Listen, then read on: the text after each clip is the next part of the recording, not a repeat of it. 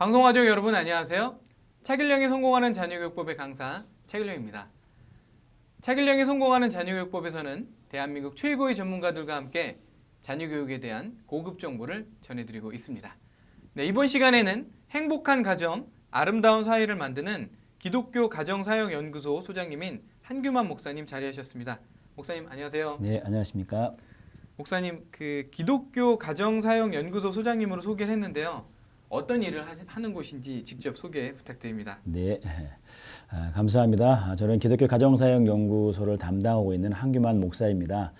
저희 연구소에서 사역하는 것은 다양한 가정사역에 대한 다양한 프로그램들을 운영하는데 가장 큰 취지와 목적은 행복한 가정을 통해서 하나님하고의 관계를 어떻게 회복해 가느냐라고 하는 그런 목적을 두고 있고, 그 일들을 함에 있어서 부부 행복학교라든가 또 자녀 양육 교육 프로그램들, 또 아버지와 어머니의 역할들, 또 더 나아가서는 아버지와 함께하는 그런 그 가족 캠프 같은 사역들을 진행하고 있고요. 특별히 또 이제 가정 사역을 하는 데 있어서 이제 전문가들 어떻게 가정 사역과 상담 사역을 할지에 대한 그런 양육 교육 프로그램들을 진행하고 있습니다. 네. 앞으로 이제 5주간 행복한 자녀 양육을 위한 비결에 대해서 말씀해 주실 텐데요. 오늘은 그 첫 번째 시간으로 자녀를 가장 귀한 존재로 인정하기에 대해서 이야기를 나눠보도록 하겠습니다.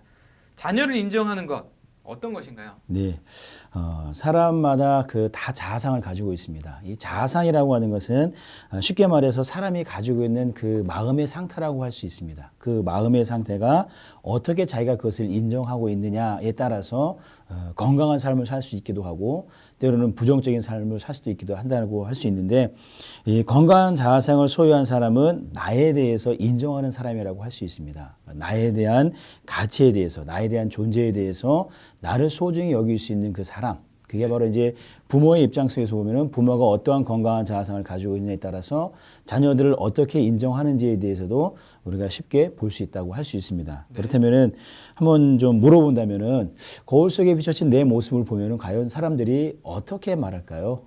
아마 대부분의 사람들은 거울 속에 비춰진 자신의 모습을 보면서 참 만족스럽다, 너 참 잘생겼다, 너 어쩜 이렇게 멋있어 라고 하는 사람들은 극히 드물게 보이더라고요. 제가 물어보는 사람들마다 보면은 자기 자신을 보면서 상당히 많이 이제 비하하면서 자기 가치를 잘 인정하지 않으려고 하는 경우들이 많더라고요. 근데 이 건강한 자아상을 가진 사람은 자기 자신의 모습을 보면서 그 자체를 인정하는 겁니다. 그래서 자기 자신을 인정한다라고 하는 것에서부터 출발하는 게 우리 자녀 교육의 시작이라고 할 수 있습니다. 네. 특별히 부정적인 자아상을 가진 대부분의 사람들은 다른 사람도 부정적인 시각으로 본다라고 하는 겁니다. 그러다 보면은 결국 우리가 믿음 생활함에 있어서도 하나님을 향한 그 신뢰도도 결코 좋은 결과를 얻어낼 수 없다라고 하는 거죠. 네. 보면서 자신들을 보면서 그들이 말하기를 보통 이제 자신의 외모를 보거나 어떤 신체적인 조건들을 보면서 내 모습은 왜 이럴까? 왜 내 키는 이렇게 작지? 내 생김새는 왜 이 모양이야? 하면서 자기를 부정하기 시작하는 것으로 출발해서 타인의 그 모습까지도 부정하게 한다라고 하는 거죠. 그래서 다른 사람들의 모습을 볼 때도 그대로 있는 모습을 받아들이지 않는다라고 하는 거죠. 그러다 보면은 이제 부모로서 특별히 자녀를 양육할 때 그 아이의 가장 소중한 존재 가치를 인정해 줘야 되는데, 그렇지 않은 결과 때문에 아이에게 오히려 이제 야단을 치거나 큰 소리를 치거나, 아니면 아이를 통해서 어떤 비춰지는 모습에서 자기가 가지고 있었던 어떤 상처의 모습이 비춰지면은 괜히 짜증을 내고 호통을 치는 그런 경우들이 많이 생기기도 합니다. 네. 그러면 부모가 건강한 자아상을 갖지 못하면 자녀 교육에 있어서 이제 어떤 문제가 있나요? 네. 부모의 자아상은 자녀들에게 알게 모르게 그대로 영향을 줍니다.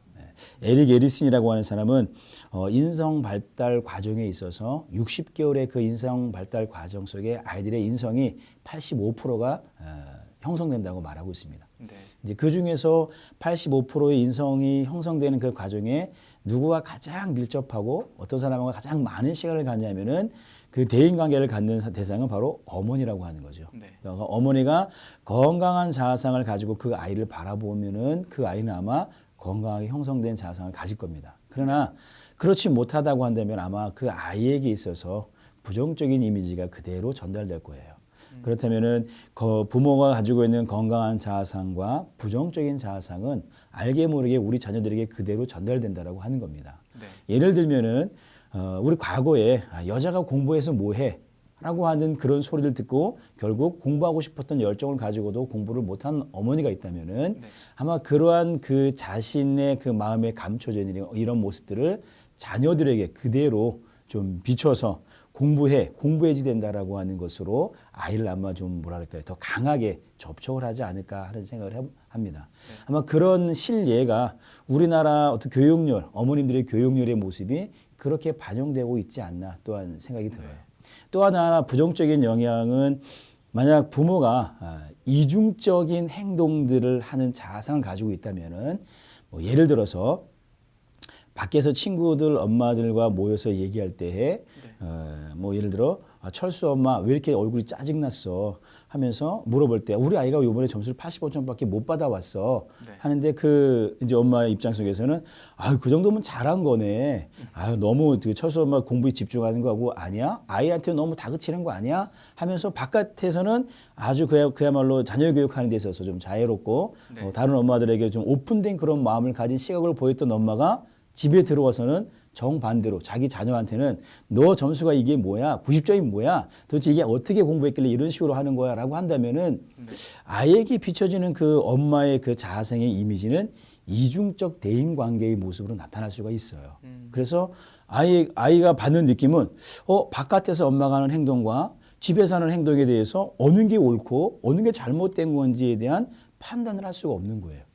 그러다 보면 결국 이 아이 자체도 밖에 있는 친구들과의 관계 속에서도 어떻게 내 상태를, 내 자아 상태를 뭐가 좋은 건지 뭐가 나쁜 건지 자기 감정 상태를 제대로 조절하지 못하게 됩니다. 그러다 보면 결국 아이도 엄마와 같이 똑같이 이중적 대인 관계 형성의 자아상이 마음속에 알게 모르게 굳혀지는 거죠. 그러다 보면은 이런 부모의 좋지 않은 자아상이 아이에게 이렇게 그대로 전달될 수 있다라고 하는 걸 좀 생각해 보면은 부모님의 입장 속에서 건강한 자아상을 만들어가는 건 가장 소중한 교육의 방법이 아닌가 생각합니다. 네, 그러네요.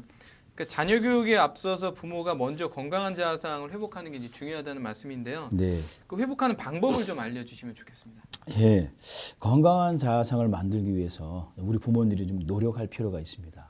예, 자아상이라고 하는 것은 하루 이틀 만에 만들어지고 새겨진 것이 아니거든요. 네. 그러니까 이렇게 굳어져 있는 자아상을 바꿔간다라고 하는 것은 많은 노력이 필요해요.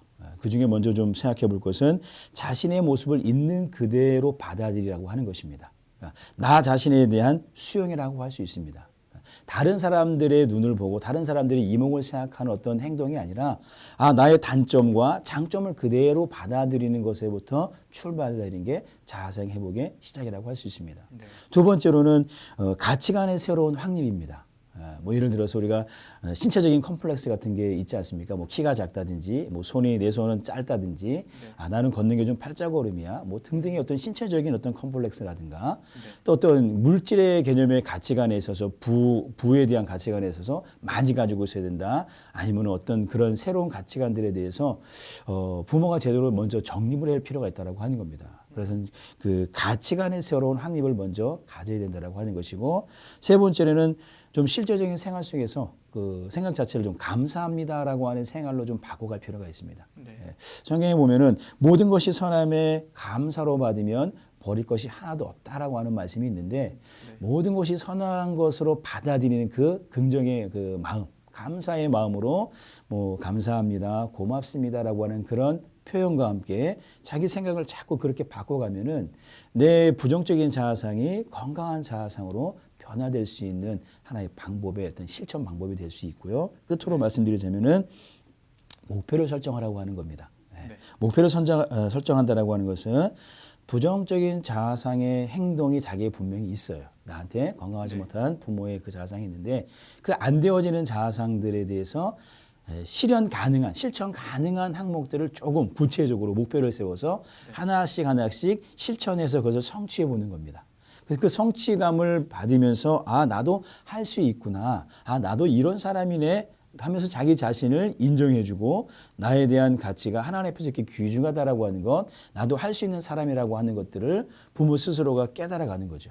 그러면은 그 모습을 통해서 부모 자신뿐만 아니라 그러한 행동의 변화가 일어나면은 자녀들에게도 주는 영향 또한 크다라고 하는 거죠. 그래서 먼저 부모로서 이러한 노력은 자신뿐만 아니라 자녀들에게도 좋은 영향을 준다라고 하는 것을 생각하고 한번 도전해 보는 것도 좋을 것 같습니다. 네.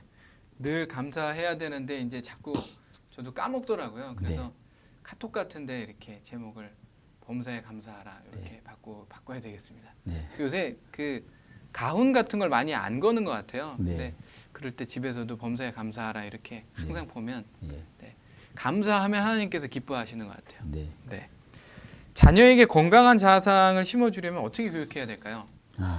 건강한 자아상을 심어주기 위한 이제 부모의 입장 속에서의 가장 기본은 일단 실수하거나 실패했을 때 또 자녀들이 낙심했을 때 먼저 이렇게 표현해주는 훈련들이 있으면 좋을 것 같아요. 괜찮아. 넌 소중한 사람이야. 너는 엄마와 아빠에게 하나님이 가장 귀한 사람으로 보내준 아이야. 라고 하는 그런 말로써 먼저 아이에게 대하면은 그 아이 자체가 실수했을 때. 네, 그렇죠. 뭐 실수는 어떤 낙심했을 때 그리고 어떤 일을 자기가 했는데 그게 실패됐어요. 네. 거기서 충분한 낙심을 하게 되지 않습니까? 그리고 난 왜 이럴까라고 하는 그런 감정들을 가질 때에 부모는 그것을 그대로 질타하고 책망하기보다는 그 아이에 대해서 그 충분히 그 실수도 인정해주고 실패도 인정해주면서 괜찮다라고 하는 넌 그것보다도 그 사건이나 일보다도 네가 더 소중한 존재다라고 하는 것들을 알려주는 것. 그것이 부모가 자녀에게 줄 수 있는 또 하나의 그런 건강한 자아상의 모습이고 또 하나 우리가 한번 생각해 볼 수 있는 것은 우리가 보통 한 가정에서 둘째 아이를 가졌을 때 큰 아이들이 많이 시샘을 합니다. 그렇죠? 큰 아이들이 많이 시샘을 하는데 그 시샘하는 행동들이 뭐냐면 태어난 동생을 뭐 엄마가 안 볼 때 가서 꼬집는다든가 뭐 엄마가 안 볼 때 아빠가 안 볼 때 몰라가서 눈을 이렇게 쑤신다든가 그런 행동들을 하거든요. 이제 그럴 때 그게 왜 그런 발생들이 아이에게서 나타나냐면은 둘째가 태어나면서 자신의 존재에 대한 불안함들이 이제 아이의 마음속에 알게 모르게 다가오는 거거든요. 그럴 때 엄마 아빠가 그 모습을 보고 대부분의 경우는 호통을 치거나 동생한테 너 왜 이러니? 이 얘기 간단하게 뭘 한다고 너 그러냐면서 야단을 치는 경우들이 많이 있는데 그러기에 앞서 먼저 호통을 치고 야단을 치기에 앞서 먼저 우리 큰 아이한테 엄마 아빠가 너를 이렇게 사랑했어라고 하는 것들을 좀 상기시켜줄 필요가 있다라고 하는 겁니다. 그런 방법으로는 뭐 아이하고 같이 찍었던 뭐 사진이라든가 또 동영상 같은 거 녹화해 놓은 것들을 다시 한번 엄마하고 같이 아빠하고 같이 보면서 이때 너 엄마 아빠가 이렇게 사랑해줬고 이렇게 너를 이렇게 행복하고 널 만나면서 기뻐했다라고 하는 것들을 아이에게 큰 아이에게 알려주면서 그 아이가 엄마 아빠에게 너는 이렇게 소중한 하나님의 선물로 받은 귀한 존재야라고 하는 것들을 좀 되새겨서 짚어주면은 그 작은 아이일지라도 내가 이렇게 엄마 아빠에게 소중한 존재구나 하는 마음과 함께 그 불안했던 그 감정들 자기가 안정되지 않았던 그런 자아상의 감정들이 수그러지게 될 수밖에 없고 좀 더 넓은 마음으로 동생을 바라볼 수 있는 그런 시각과 시선들이 아이에게 알게 모르게 사랑의 마음으로 품어진다고 하는 거죠. 그런 마음 속에서 부모는 이 건강한 자아상을 심어주기 위한 교육으로 존재 자체를 먼저 인정해 주는 겁니다. 잘못했든 잘했든 있는 모습 그대로를 단점까지도 수용해 줄 수 있는 부모의 그 모습이 아이들의 건강한 자아상을 형성하는 데 가장 기초라고 할 수 있습니다.